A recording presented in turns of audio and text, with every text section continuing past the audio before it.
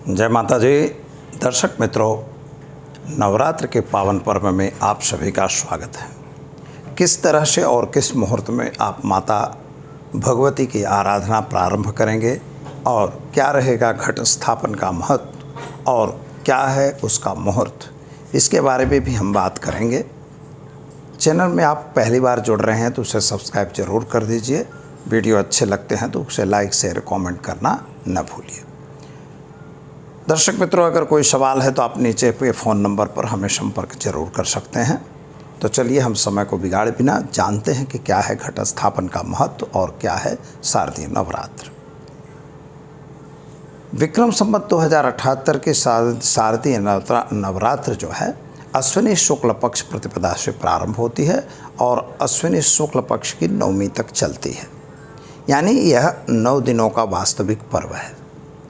इस बार ऐसा हुआ है कि जो कभी कभी बीच में ऐसा होता है, इसके बारे में हमने वीडियो तो बनाए हैं, लेकिन जैसे चतुर्थी जो तिथि है, शुक्ल पक्ष चतुर्थी का क्षय हो रहा है।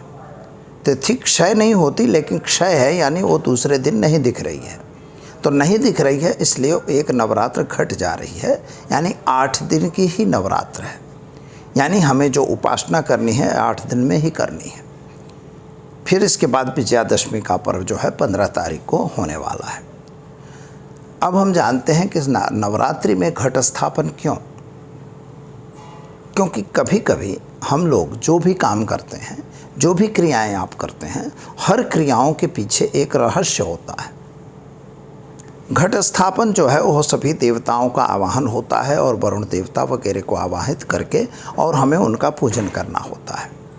उसमें मुहूर्त की क्या आवश्यकता। नवरात्र तो जो है 9 दिनों के लिए माँ दुर्गा का आवरण है और माँ दुर्गा का आशीर्वाद हम लोगों पर होता है, तो क्या हमें ऐसा नहीं करना चाहिए। तो मुहूर्त की क्या है आवश्यकता, यह भी हम आपको बताएंगे। लेकिन पहले माता को स्तुति कर लें, माता की स्तुति कर लें। ओम विद्युद्दाम समप्रभा मृगवती स्कंधस्थितां भीषणां कन्याभीकरवालखेट विलसद्धस्था विरासेवितां हस्तश्चक्रगदेश खेट विस्काम चापम गुणम तर्जनीम बिभ्राणामलमातकां सस्धराम दुर्गाम त्रिनेत्रां भजे। माता के चरणों में वंदन कर और हम आपको बताने जा रहे हैं क्यों करना चाहिए घट स्थापन और मुहूर्त की क्या है आवश्यकता।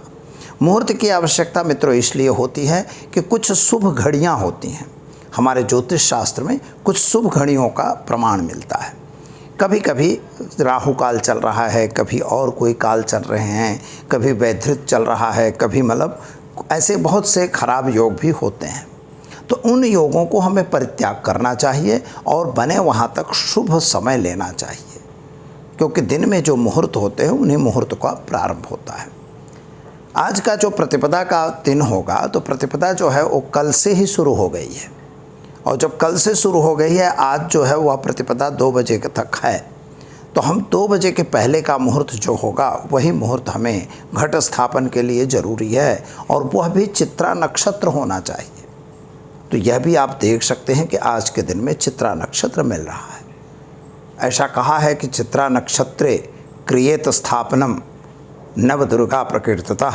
तो जो नव दुर्गा का आपको काम करना है तो चित्रा नक्षत्र में उसकी स्थापना करनी चाहिए। तो जो प्रतिपदा के दिन ही है वह भी 10 बजे मतलब 12-1 बजे के बाद बंद हो जाती है। 1 बज के कुछ 34 या 35 मिनट के बाद वह चित्रा नक्षत्र की भी पूर्ति हो जाती है। अतः वही समय हमको लेना है घट स्थापन के लिए। अब घट स्थापन में शुभता की बात कर लेते हैं कि सबसे पहले आप जान लीजिए कि घट स्थापन का क्या है समय। तो घट स्थापन का समय जो है वह स्वाभाविक रूप से सामान्य नियम के हिसाब से जो घट स्थापन का समय है वह सुबह 6:30 से शुरू हो जाएगा। जैसे सूर्योदय होता है वैसे ही घट स्थापन भी प्रारंभ हो जाता है। तो घट स्थापन में हमें सूर्योदय के प्रारंभ कर देना है। कहीं कहीं अलग अलग टाइम है, ऐसा नहीं है कि यही टाइम फिक्स है। आप सूर्योदय का समय देख लीजिए, 1-2 घड़ी आप पहले भी काम शुरू कर सकते हैं। पर घट स्थापन का मेन समय जो होता है वह शुभ घड़ी के हिसाब से सुबह सूर्योदय के 6:30 से प्रारंभ होगा, और जो सामान्य नियम के हिसाब से वह 8 बजे तक रहेगा। और 8 बजे तक आपको उसका समय देखना होता है। तो 6:30 से प्रारंभ होकर 7:58 यानी 8 बजे तक आप सूर्य के उदय से लेकर 8 बजे तक आप स्थापना कर सकते हैं। यही जो स्थापना आपकी है, तो यह प्रथम स्थापना है। इसके बाद क्या है, चौघड़िया वगैरह गलत आ रहे हैं, इसलिए उसको समय नहीं दिया गया है। मगर मान लीजिए आप 7:45 बजे या 7:30 बजे प्रारंभ कर दिए हैं, तो आप पूरा समय कर सकते हैं, ऐसा कोई प्रॉब्लम नहीं है। भले वो फिर चौघड़िया गड़बड़ है, उससे कोई मतलब नहीं है, पर आपका प्रारंभ जो है इसके बीच में हो जाना चाहिए। इसके बाद दूसरा जो मुहूर्त आता है 10:46 से 12:15 का, इसी के बीच अभिजित मुहूर्त भी आ जाता है मित्रों। तो जो 11:37 से होके और एक मतलब 12, साढ़े 12, सवा 12 तक का है, वह अभिजित भी आपको इसी में मिल जाएगा। तो यह मुहूर्त भी आपके लिए प्रतिसादित मुहूर्त है, इसमें आपको पूजा प्रारंभ करनी चाहिए, जिसमें चल चौघड़िया रहती हैं। इसके बाद हम देखें तो लाभ चौघड़िया जो है 12:15 से लेकर 13:43 तक है। तो 13:43 तक हमें इन चौघड़ियों में भी आप स्थापन कर सकते हैं। मैंने पहले भी जिस तरह से बताया है कि पहले अगर आप 1:45 बजे प्रारंभ किए तो कोई प्रॉब्लम नहीं, आप आगे करते रहिए।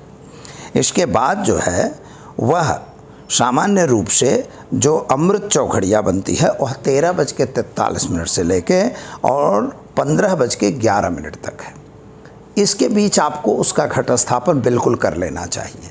उसका कारण क्या है कि इसके बाद जो है हमारी प्रतिपदा तिथि ही नहीं है।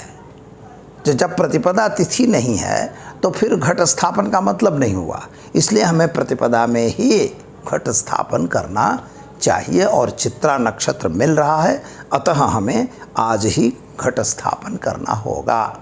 7 तारीख को घट स्थापन यानी बृहस्पतिवार के दिन हमें घट स्थापन करके और माँ अंबिका का आवाहन करना है। किसी को ध्वजारोहण करना है उसी समय कर सकते हैं, ध्वज स्थापन करना है वह भी आप कर सकते हैं। यानी जो भी आपको माता के संबंधित कार्य करना है, कोई गरबा वगैरह रखते हैं, वह भी आपकी स्थापना का यही समय रहेगा। तो दर्शक मित्रों, आप ये जो घट स्थापन का मुहूर्त है तो निम्न प्रकार से दिया गया है, इसे आप देख लीजिए। इसी प्रकार से माता का आवाहन करिए और माता की पूजा का प्रारंभ करिए।